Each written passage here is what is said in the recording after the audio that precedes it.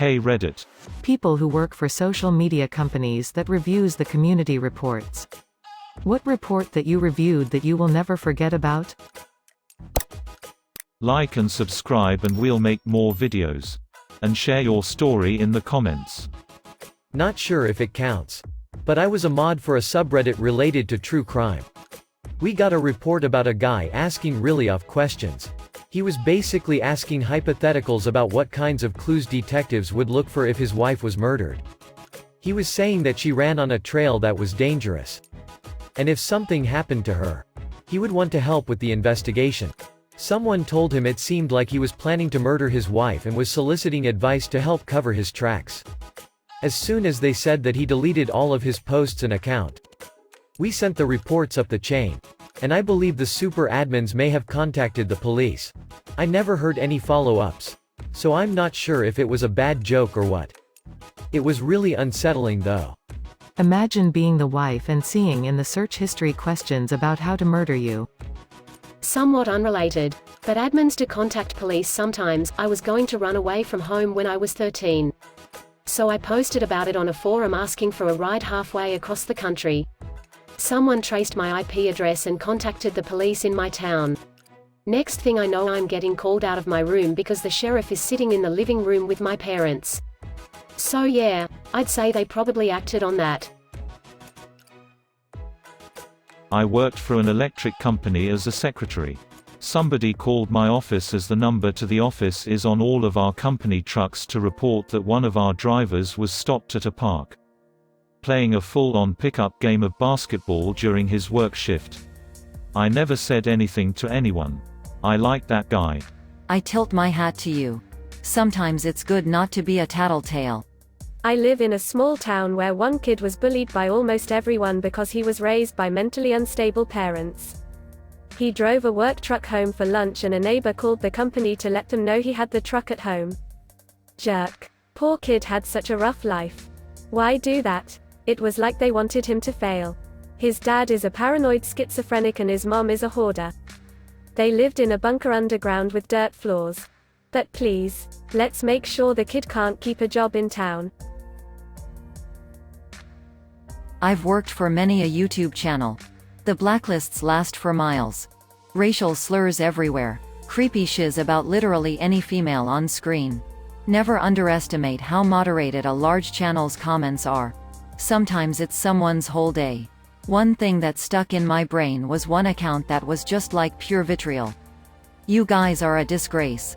You don't deserve to live. Kill yourselves and the like. Nothing particularly specific, but just hateful. So before banning this account from commenting, I decide to click on it. It's a girl, had to be like 13 to 14.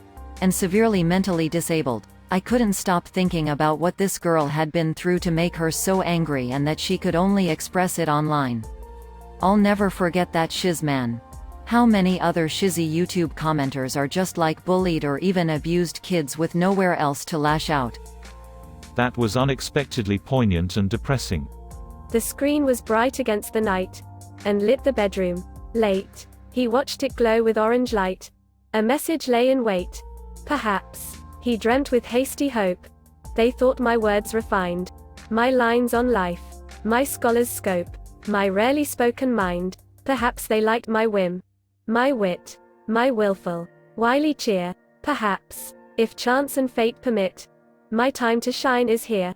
He clicked the box and slowly read the words it held in store. URL Fukan Suk. It said.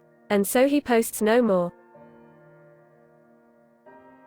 I worked for a company where a user told his friend in chat he was going to kill himself by jumping from a bridge in UK.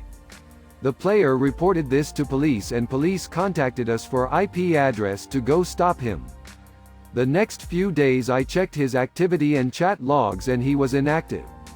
And then a few days later he was active again. Such a relief, but I couldn't sleep well those few nights, worried. Very sweet of you. The humanity I needed after reading this thread. I do a heap of suicide prevention work and one of the hotlines I'm a senior on gets a lot of these calls. It's a small thing in context, player reported it and police did the right stuff. But that you cared enough to check for activity really speaks to me. It's horrific for us when we get a potential jumper and we never find out if they chose to live. I end up setting Google alerts to try to check people are okay, but the reality is many deaths never make it onto search engines. I cannot thank you enough for caring about another human being just because they were another human. We need so much more of this in the world right now.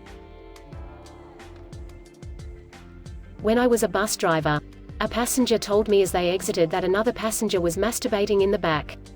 In addition to the alleged masturbator having severe autism, I didn't get paid enough to deal with that. So I hit a speed bump at 30 miles per hour and the problem solved itself. Technically you still solved that problem. But I won't tell. This comment deserves more love. Hilarious. Quick problem-solving padre.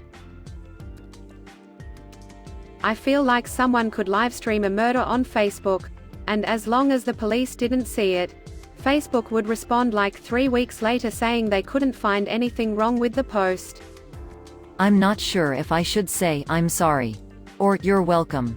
Same for Instagram. Once my friends and I reported a pedophile's account on Instagram and to the police.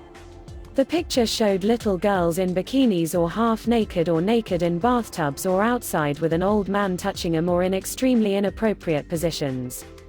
Instagram responded 9 months later saying they didn't see any problem with the account. I went back on the account and the pictures were far more inappropriate than before.